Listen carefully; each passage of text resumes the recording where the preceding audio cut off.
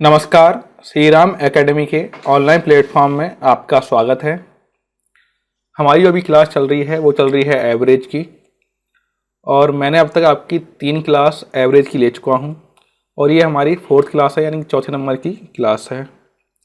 Last time जो class हमने finish की थी तो यहीं पर हमने फिनिश की थी, तो वहीं से आगे बढ़ते हैं। ये वाला क्वेश्चन मैंने आपको सॉल्व कराया था। अब हम आगे के कुछ और देख लेते हैं, रिवीजन देख लेते हैं पहले कि क्या क्या अपने पढ़ा चुके हैं आपको अब तक। जैसे देखिए, ये क्वेश्चन हो गया था। इसके अलावा मैंने आपको बताया था कि प्राकृत संख्याओं से संबंधित सूत्र, ये क्वेश्चन भी इस टाइप क्वेश्चन मैंने आपको करा दिए थे। खैर, तो क्या था कि देखिए, n प्राकृत संख्याओं का अगर आपको औसत निकालने के लिए कहा जाए, यानी कि एवरेज निकालने के लिए कहा जाए, तो क्या करोगे, n+1/2। अब n क्या है, n है नंबरों की संख्या। वैसे तो आपको समझ में आ गया होगा। इसके अलावा प्रथम n प्राकृत संख्याओं के वर्गों का औसत, अब इसका एक क्वेश्चन कराएंगे आपको। n+1 2n+1/6 और n प्राकृत संख्या के घनों का औसत, तो n+1 का होल स्क्वायर बटे 4, ये था। इसके अलावा ये देखिए, प्रथम 50, ये आई थिंक मैं करा चुका हूँ आपको पहले पिछले क्लास में, लेकिन आप देख लीजिए फटाफट, रिवीजन है हमारा। प्रथम 50 प्राकृत संख्याओं का औसत क्या है, तो सिंपली क्या करना है आपको, 50 संख्या तो यही क्या है, हमारी n है, तो 50 + 1/2 किया हमने, तो 25.5, ये डायरेक्ट आपके आंसर आ जाएगा। इसके अलावा प्रथम 25 प्राकृत संख्याओं के वर्गों का औसत निकालिए, ठीक है। तो 25 + 1, और ये हमने सॉल्व किया। देखो क्या था, n+1 2n+1/6, ये अलग अभी मैंने फार्मूला आपको बताया था, तो उसके हमने इसके साथ ये सॉल्व किया है। यहाँ पर कुछ चीज़ें हैं, ये आपको याद रखनी है कि देखिए, प्रथम n, ये तो प्राकृत संख्या का औसत कितना है, n+1/2। प्रथम n सम संख्याओं का औसत n+1। प्रथम n विषम संख्याओं का औसत कितना हो गया, n हो गया।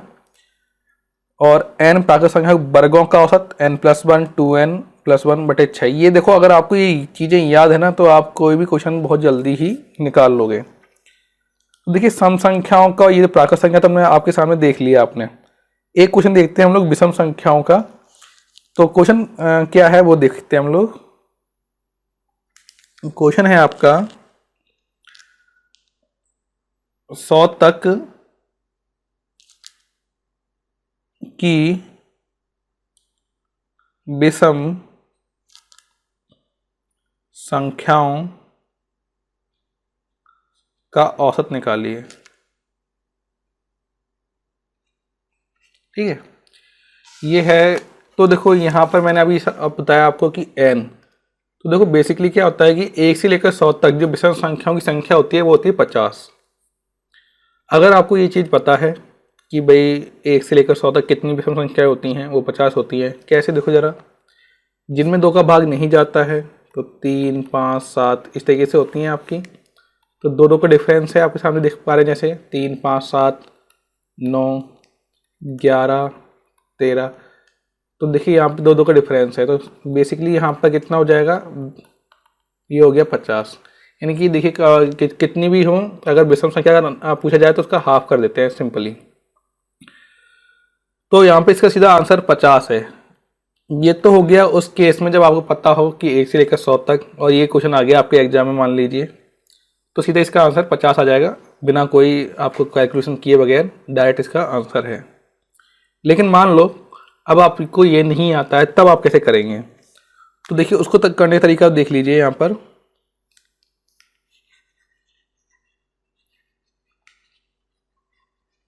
सबसे पहले हम लोग इसको सीरीज में लिखेंगे, यानी कि श्रेणी क्रम में लिखेंगे। कैसे लिखते हैं वो देखो जरा। अब आप कह रहा है 100 तक की, अब इसका मतलब क्या है, जैसे 1 + 3, यही तो होगा इसके 5, इस तरीके से 99 तक। ओके, ये होगा इसकी श्रेणी। तो ये कितने मिलेंगे भाई, ये उनका औसत कितना हो जाएगा, 50 हो जाएगा। 2 का डिफरेंस दिख रहा है, तो यहाँ पे कितने हो जाएगा, 50 हो गया। अब आपको ये जो मैं आपको बोल रहा हूं, इसका आपको एक योग कैसे निकालते हैं वो समझो। पदों की संख्या, पदों की संख्या ब्रैकेट के अंदर प्रथम पद प्लस जो आपका अंतिम पद। अंतिम पद यहाँ पर क्या है, यानी कि लास्ट टर्म क्या है और फर्स्ट टर्म क्या है। तो यहाँ पर ये तो 1 है और यहाँ पे कितना है, ये 99 है। पदों की संख्या कैसे निकालोगे, सिंपली कितना बोला था, 100 तक बोला है उसने आपको, ठीक है। तो वो करना क्या है, यहाँ पे पदों की संख्या हो जाएगी सीधी, 2 लगा दिए तो कितना हो गया, 50 हो गया। पदों की संख्या कितनी है हमारे पास, 50 है। दूसरे तरीके से भी निकाल सकते हो, a + n - 1d। आपको याद हो कि जब मैंने आपको संख्या पद्धति वाला जो चैप्टर कराया था, उसमें मैंने समझाया था आपको कि श्रेणी क्रम के अंदर अगर आपको nवां पद निकालना हो तब वो कैसे निकालते हैं। तो उसमें देखो ऐसे निकालते हैं, मैंने आपको बताया। देखो a क्या था, a था प्रथम पद, यानी कि 1 हो गया 1। d क्या होता है, d होता है सार बनता है, यानी कि डिफरेंस। तो 3 में से 1 गया तो कितने बचा, 2 बचा। 5 में से 3 गया, 2 गया, 2 ही आ रहा है यहाँ पर। और यहाँ पे अंतिम पद कितना है, सॉरी मतलब ये अंतिम पद जो सम करने कितना है, 99। तो यहाँ पे इसको 99 रख के यहाँ से आप n का नंबर निकाल सकते हैं, जैसे 1 + n - 1 और ये हो गया 2। तो ये 100 हो गया और इसका आप निकालोगे, देखो जरा, 99 n और 2n और ये -2 माइनस किया, यहाँ पे प्लस हो जाएगा। देखो एक ये है तो -1 आ गया, ये इधर आके क्या हो जाएगा, प्लस। तो 99 + 1 100 हो गया और ये n/2 कितना हो गया हमारे पास, ये हो गया 50। यानी कि जो nवां पद हो गया वो कितना हो गया हमारे पास, 50 हो गया। ओके, ये चीज़ मैंने आपको पहले क्लास में समझा रखी है। अगर आपको और इसको डिस्कशन समझना है, अच्छी तरीके से समझना है, तो आप पिछली क्लास देख सकते हैं। वहाँ पर मैंने आपको बहुत अच्छी तरीके से ये जो nवां पद निकालना सिखाया हुआ है, तो उसको भी आप थोड़ा ध्यान से देखना। तो यहाँ पर पदों की संख्या कितनी हो गई, 50 हो गई।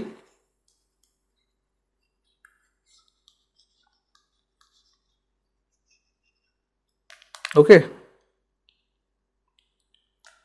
तो ये हो गई 50 और ये भी कितना, देखिए कितना बन गया, प्रथम पद प्लस अंतिम पद।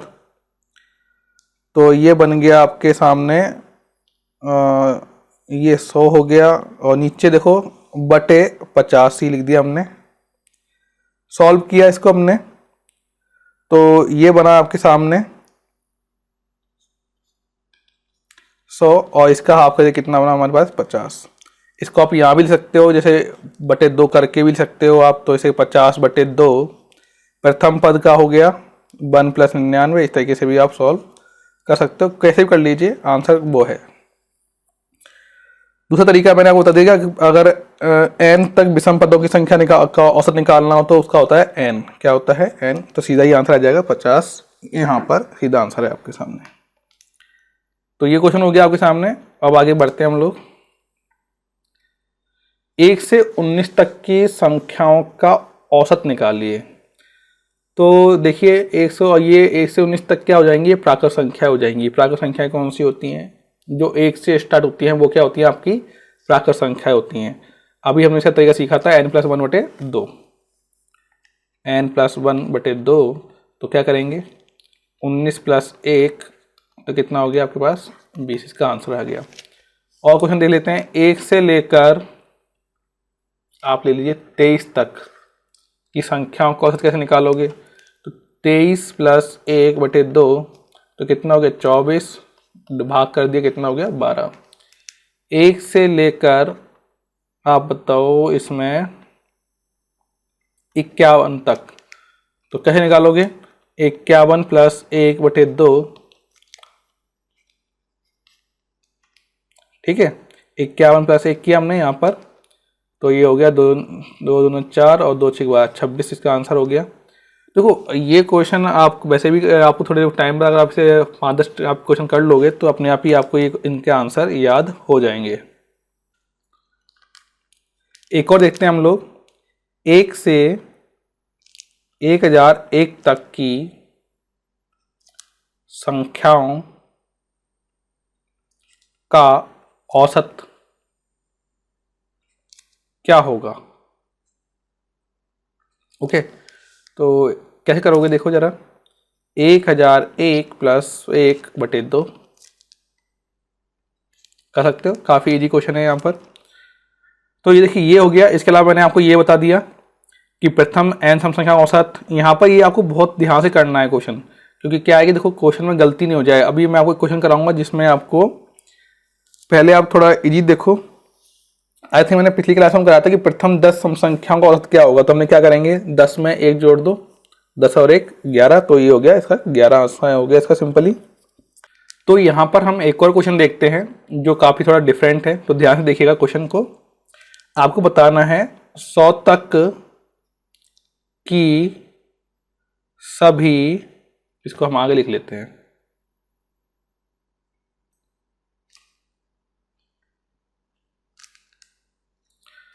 सौ तक की सभी सम संख्या, सभी सम प्राकृत संख्याओं का औसत निकालिए। ओके, तो देखिए अब तक हमने क्या बताया कि प्रथम 10 सम संख्याओं का औसत निकाला था। अब आपको यहाँ पे क्वेश्चन पूछा गया है 100 तक की सभी सम प्राकृत संख्याओं का औसत निकालना है। आपके सामने जो ऑप्शन है वो देख लीजिए। देखो क्वेश्चन को लिखते चलिए साथ में मेरे।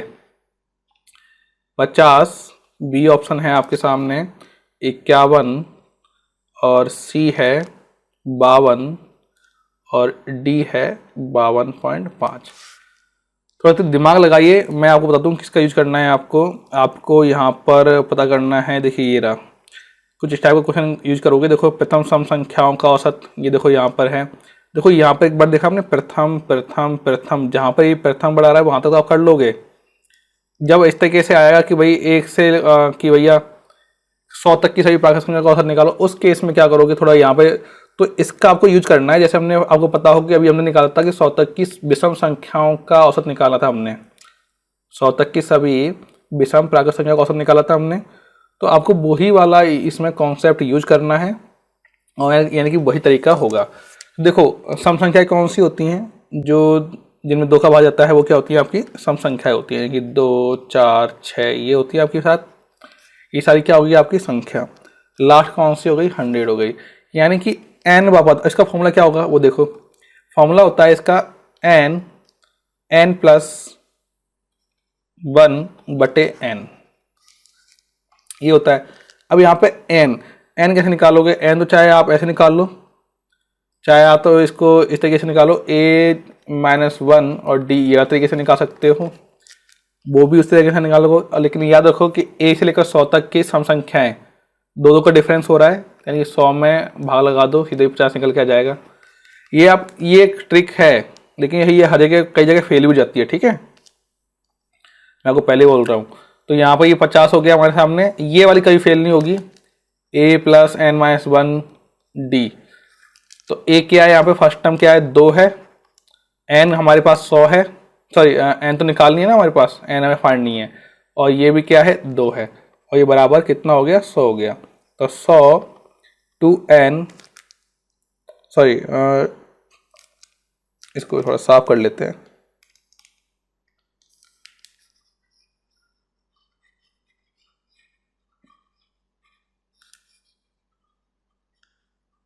यहाँ समझो इसको थोड़ा इधर, जैसे मान लीजिए a प्लस n-1d है, तो a की वैल्यू क्या है यहाँ पे 2 है। d की वैल्यू कैसे निकालेंगे भाई, 4 में से 2 माइनस कर दिया, 6 में से 4 माइनस कर दिया, तो कितना आ गया, 2 ही आ रहा है।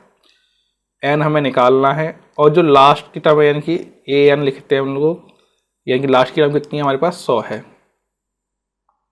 नंबरों की संख्या नहीं पता, हमें लास्ट की टर्म पता है, an लिखते हैं इसको, तो कितनी है हमारे पास, ये है हमारे पास 100। तो समांतर श्रेणी का n पद निकालने का तरीका है ये, समांतर श्रेणी में n पद निकालने का तरीका। तो 2 प्लस n-1, यानी कि n तो हमारे पास निकालना है, और ये हो गया 2। तो 100 2 प्लस 2n और ये कट गए और इसमें भाग किया तो कितना आ गया 50 आ गया। तो सिंपल तरीका वही है, तो इसको आप बस कर लीजिए 50 और 50 प्लस 1 51/50 भाग किया कितना आ गया 51 आ गया। दूसरा तरीका सुन लो और शॉर्ट तरीका, हमें पता है कि n + 1 तो 100 तक की सभी समप्राकृत संख्या की कितनी n संख्या कितनी होती है 50 होती है। 50 में 1 जोड़ दो कितना हो गया 51 आपके सामने इसका आंसर आ गया। तो ऐसे भी आप क्वेश्चन को कर सकते हो। एक और क्वेश्चन देखते हैं इसमें, ये हो गया प्रथम 5 सम संख्या देखो निकालना था क्योंकि n + 1 कर दिया, नीचे देखो यहाँ पर आ गया ये आंसर करवा चुका हूँ आपको। और देखो 1 से 100 तक की प्राकृतिक संख्याओं का औसत, तो देखो ये अभी मैंने आपको कराया वही तरीका है, मतलब थोड़ा अलग है। आप करो इसको, चलो ठीक है करिए जरा इसको फटाफट, 1 मिनट टाइम दे रहे हैं, करो।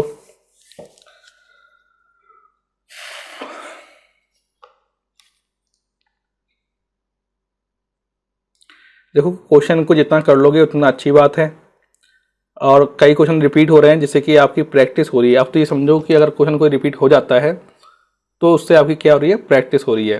और एग्जाम में याद रखना जो क्वेश्चन आपको बहुत अच्छी तरीके से किया हुआ है आपने वही क्वेश्चन आएगा जिसका कॉन्सेप्ट क्लियर है।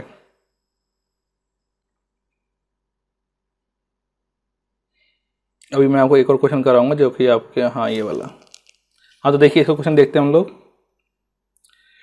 1 से 100 तक की प्राकृत संख्याएं कौन सी होती हैं भाई, ये होती हैं सारी प्राकृत संख्याएं। ओके, n प्राकृतिक संख्या का योग क्या होता है n + 1/2, ये सिखा था हमने। n प्राकृत संख्याओं का औसत n प्राकृत संख्या का योग बटे कुल संख्या, तो ये देखिए ये 100 प्लस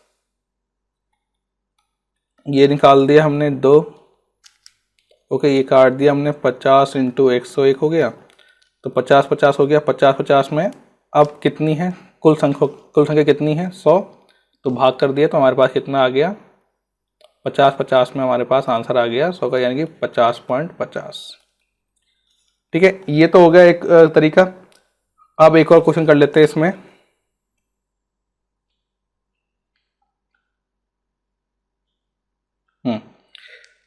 क्वेश्चन है आपके सामने 1 से 200 तक की प्राकृत संख्याओं का औसत ज्ञात कीजिए। तरीका यही है, बस आपको थोड़ी सी इसमें वैल्यू चेंज करनी होगी। थोड़ी जल्दी कीजिए। तो जरा ये बताओ पहले कि यहाँ पे n क्या होगा, यहाँ पे n 100 था तो यहाँ पे कितना हो गया 200 हो गया। फॉर्मूला क्या है n + 1/2, ठीक है। तो अब क्या करना है 201/2, ये हो गया 100, ये हो गया क्या सामने, ठीक है। अब क्या करना है इसको, आप देखो ऐसे क्वेश्चन को आप ट्रिक कैसे बनाओगे, देखो मैं आपको ट्रिक बनाना सिखाता हूँ पहले। जैसे अब मान लो ये फॉर्मूला आपको याद हो गया ये वाला, तो आपको क्या देख रहे हो, जैसे मान लीजिए हाफ क्या हो रहा है 1 अधिक से मल्टीप्लाई हो रहा है। जैसे मान लो 300 आता तो 300 का आप कितना 150 और इंटू 301, तब आपको ये डायरेक्ट करके सॉल्व कर सकते हो। बट आपको उससे पहले ये चीज़ आनी चाहिए तभी तो आप शॉर्टेज बना पाओगे। तो ये भी आप इस तरीके से कर सकते हो। तो यहाँ पे हमने ये किया, ये आ गया हमारे पास। अब कितनी है 200 है, तो ये हो गया 200 का भाग, पहले 100 था तो 100 का भाग लगाया था, अब यहाँ लगा दिया हमने 200 का भाग लगा दिया। यहाँ पे हमने डिवाइड किया, ये हो गया और ठीक है, एक बार गया 0 0 आ गया, फिर 0 आ गया और 2 5 10, ठीक है। तो आपको इसको देख लीजिए, ये आ गया इसका औसत आ गया। तो इस तरीके से आप भी क्वेश्चन को सॉल्व कर सकते हो काफी इजीली तरीके से। तो ये हो गया एक तरीका। आगे हम लोग देखते हैं, और 200 का हो गया, इस तरीके से आप 300 का निकाल सकते हो, 400 का निकाल सकते हो, 500 का भी निकाल सकते हो। चलिए अब मैं आपको एक क्वेश्चन कराता हूँ, थोड़ा रिवीजन हो जाएगा आपका। ध्यान सुनना, क्वेश्चन जो बोल रहा हूँ लिख लीजिए आप। क्या है कि ये मैंने पहले भी कराया था आपको, इस टाइप क्वेश्चन वापस कर लो। 8 व्यक्तियों की एक समिति में 35 वर्ष तथा 45 वर्ष के 2 सदस्यों के स्थान पर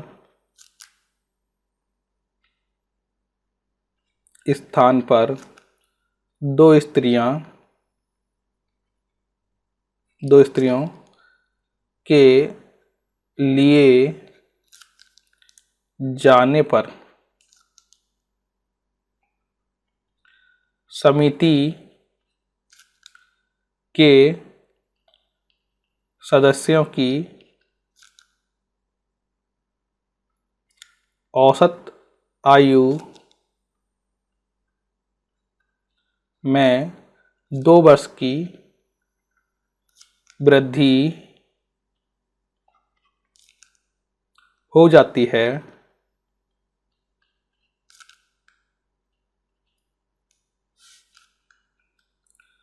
इन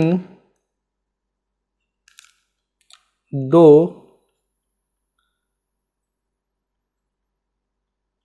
स्त्रियों की औसत आयु कितनी है?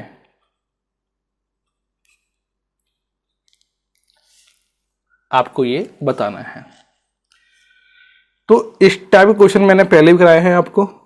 अब आपको ये क्वेश्चन करके दिखाना है। आपको मैं 30 सेकंड दे रहा हूँ, करके बताइए, क्योंकि देखो ये टाइप क्वेश्चन अब तो आ जाना चाहिए आपको। 8 व्यक्ति हैं एक समिति में, 35 वर्ष तक 45 वर्ष के 2 सदस्यों के स्थान पर, ठीक है, 2 स्त्रियों के लिए जाने पर समिति सदस्यों में औसत आयु में 2 वर्ष की वृद्धि हो जाती है। तो पहले तो ये देखिए कुल वृद्धि कितनी हुई भाई, 8 व्यक्ति तो हैं, 2 गए हैं तो 2 स्त्रियां आई हैं, तो कुल वृद्धि कितनी हुई? 8 × 2, कुल वृद्धि कितनी हुई? 8 × 2, कितना हो गया आपके सामने? 16। अब दोनों स्त्रियों की आयु का योग कितना हो जाएगा भाई? देखो, मतलब 35 और 45 तो हो गई ही, इसके अलावा क्या सम होगा? याद करो पिछली क्लास में भी हमने इस तरह का क्वेश्चन कराया था, तो क्या कराया था? तो जो कुल योग है वो प्लस हो जाएगा, नहीं होगा क्या? तो कितना हो गया? 96। कितना हो गया? 96। कितनी स्त्रियां हैं? दोनों स्त्रियों की क्या पूछा यहाँ पे? दोनों स्त्रियों की औसत आयु पूछी है। तो कितनी स्त्रियां? 2 स्त्रियां हैं, तो 96 में 2 का भाग लगा दो, क्या हो गया? 48 वर्ष दोनों स्त्रियों की क्या हो गई? औसत आयु हो गई। काफी इजी क्वेश्चन था। क्या किया? 8 व्यक्तियों की एक समिति में 35 वर्ष और 45 की 2 सदस्यों के स्थान पर 2 स्त्रियां आई थी। तो क्या किया हमने? पहले कुल वृद्धि निकाली, 8 × 2 कर लिया, 16 हो गया। उसके बाद हमने क्या किया कि भाई दोनों स्त्रियों के आयु का योग निकाला, दोनों स्त्रियों के आयु का योग निकाला। तो क्या किया? 35 + 45 + 16 ये कर दिया, तो कितना हो गया? 96 हो गया।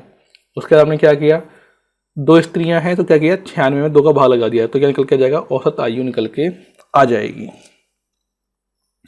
तो आई थिंक ये क्वेश्चन समझ में आ गया होगा आपका।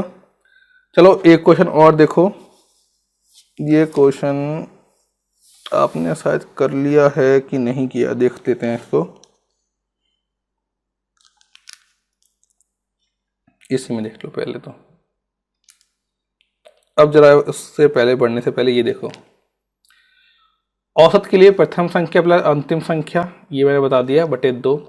योग के लिए औसत इंटू जितनी संख्या हो, अर्थात जितनी संख्या हो उसके लिए हम निकालते हैं। देखो औसत विधि से प्रथम संख्या 1 है, अंतिम संख्या 100 थी। ये हमने पिछला क्वेश्चन था ना, ये वाला देखो, ये वाला क्वेश्चन, इसको निकाल रहे हैं। 1 से 100 तक की। तो प्रथम संख्या प्लस अंतिम संख्या 1 + 2 50.50 का उत्तर आ गया। सिंपल डायरेक्ट भी इस तरीके से भी कर सकते हो। तो क्या हुआ देखो, प्रथम संख्या और अंतिम संख्या इस तरीके से निकालोगे, कैसे निकालोगे, ये रही शॉर्टेज इसकी, प्रथम संख्या अंतिम संख्या बटे 2, तो इसका हो गया 50.50 इसका आंसर हो गया। अब देखो यहाँ पर बताइए मुझे, किसी कक्षा के 4 विद्यार्थियों प्राप्तांकों का औसत 65 है, तो समस्त राशियों का योग ज्ञात कीजिए। क्या बताया देखो, योग के लिए औसत इंटू जितनी बार संख्या हो उतनी संख्या से क्या कर देंगे, मल्टीप्लाई कर देंगे। निकालो, 4 विद्यार्थियों को प्राप्तांकों का औसत कितना है, 65 है, तो समस्त राशियों का योग बताइए। बहुत सिंपल क्वेश्चन है, अभी कहा था हर बार, मतलब स्टार्टिंग से हम यही कर रहे हैं, समस्त राशियों को योग। अभी थोड़ी देर पहले भी किया था हमने, आयु में कुल वृद्धि, तो क्या किया था भाई, 8 लोग थे, 2 पर वृद्धि हुई थी, औसत वृद्धि 2 थी ना, तो हमने क्या किया था, 2 से इसको क्या कर दिया था, मल्टीप्लाई कर दिया था। तो वही यहाँ पे करना है, सिंपली आपको ये कर दिया देखो, मल्टीप्लाई। ठीक है, और देखो एक क्वेश्चन और देखो इसी के अंदर, मान लो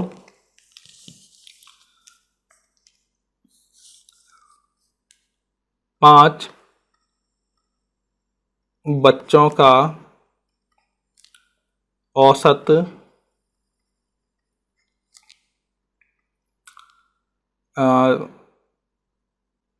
आयु कितनी है, 25 है, तो समस्त बच्चों की आयु का योग बताइए। समस्त बच्चों के आयु का योग बताइए। किसी लिखो 5 बच्चों की औसत आयु कितनी है, 25 है, तो समस्त बच्चों की आयु का योग बताइए। तो क्या करेंगे भाई, 25 को 5 से गुणा कर दीजिए, 25 पंजो 125, ये हो गया। एक और देखो इसके अंदर, फिर आगे नेक्स्ट क्वेश्चन लेंगे हम लोग। 10 बच्चों का औसत 50 है, 10 बच्चों का औसत 50 है, और 20 बच्चों का औसत 25 है, तो उनकी आयु का अंतर बताइए। औसत का अंतर, कुल का मतलब कुल उनकी योग का अंतर बताइए, उनकी आयु के योग का अंतर बताइए। आयु के योग का अंतर बताइए, अंतर पूछा है। तो देखो तो कितना हो गया, ये हो गया 500, और 20 × 25, 25 × 50, ये भी 500 हो गया। अंतर पूछा है, तो 500 - 500 कर दिया, कितना हो गया आपके पास, 0 हो गया। मैंने आपको पहले बताया है, जब भी अंतर बढ़ जाता है तो क्या कर देते हैं, माइनस कर देते हैं।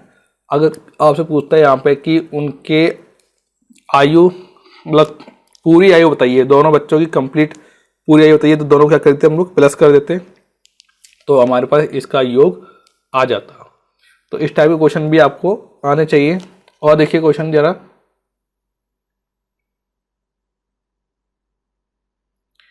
तो चलिए आज की क्लास में इतने ही लेते हैं, नेक्स्ट वाली क्लास में देखते हैं हम लोग और किस टाइप क्वेश्चन आपको कर सकते हैं। जैसे अगली क्लास में क्या पढ़ेंगे, ये देखो मैंने करा दिया आपको 1 से लेकर 100 तक की सम संख्याओं का औसत। तो यहाँ पे आप देखिए, इसको आप डायरेक्ट कर सकते हो 2 + 100, बट ये मैंने होता है शॉर्टेज बता दूंगा आपको। तो यहाँ पे देखिए शॉर्टेज आ गई आपके सामने, डायरेक्ट निकाल सकते हो आप। ये क्वेश्चन मैंने आपको पहले करा दिया कि एक कक्षा में 24 विद्यार्थियों का औसत भार 35 किलोग्राम था। एक शिक्षक का भार जोड़ा गया तो औसत भार में 400 ग्राम की हो गई थी, वृद्धि हो गई थी, तो शिक्षक का भार ज्ञात कीजिए। तो मैंने आपको क्वेश्चन कराया था 3 के पहले 5 गुणकों का क्या औसत होगा, ये भी मैंने आपको करा दिया है। 3 के पहले 5, तो यानी कि 3 का पाड़ा पढ़ लीजिए, 3 दूनी 6, 3 तिया 9, 3 चौक 12, 3 पंजे 15, तो उन सबको कितनी बार 5 बार पढ़ना है। तो क्या हो गया, जो आंकड़ों की संख्या हो गई वो कितनी हो गई, 5 हो गई। उसको नीचे लिख दीजिए, ऊपर प्लस करके लिखेंगे तो आपके पास आंसर आ जाएगा। आगे हम ये वाला क्वेश्चन करेंगे, तो यहाँ इसको फिनिश कर लेते हैं। और अगर आप हमसे जो हमारी कोचिंग से जुड़ना चाहते हैं तो आपके स्क्रीन पे जो नंबर आ रहा है उससे आप हमें कॉन्टेक्ट कर सकते हैं। अगर आपको कोई भी और टाइप का क्वेश्चन चाहिए हो, अगर आपको लगता है कि कोई कमी है, तो आप हमें मैसेज कर सकते हैं, बता सकते हैं कि आपको सर ये हमें चाहिए, तो उसके हिसाब से हम इसमें और क्वेश्चन जोड़ लेंगे। इसके अलावा जो आपको सिखाया जा रहा है उसकी प्रैक्टिस बहुत ज़रूरी है, प्रैक्टिस करिए। बिना प्रैक्टिस के आप मैथ को सॉल्व नहीं कर पाएंगे, मैं बार बार कह रहा हूँ आपको। सिर्फ वीडियो देख के या फिर क्लास लेकर आप कोई भी एग्जाम क्लियर नहीं कर पाएंगे जब तक कि आप खुद प्रैक्टिस नहीं करेंगे। जो प्रैक्टिस होती है वो आपकी सक्सेस की है, यानी चाबी है, वही आपको आपके मंजिल तक पहुंचाएगी। तो चलिए, थैंक यू वेरी मच आज की क्लास के लिए। हम फिर नई क्लास में मिलते हैं, हम लोग नेक्स्ट जो क्लास होगी हमारी।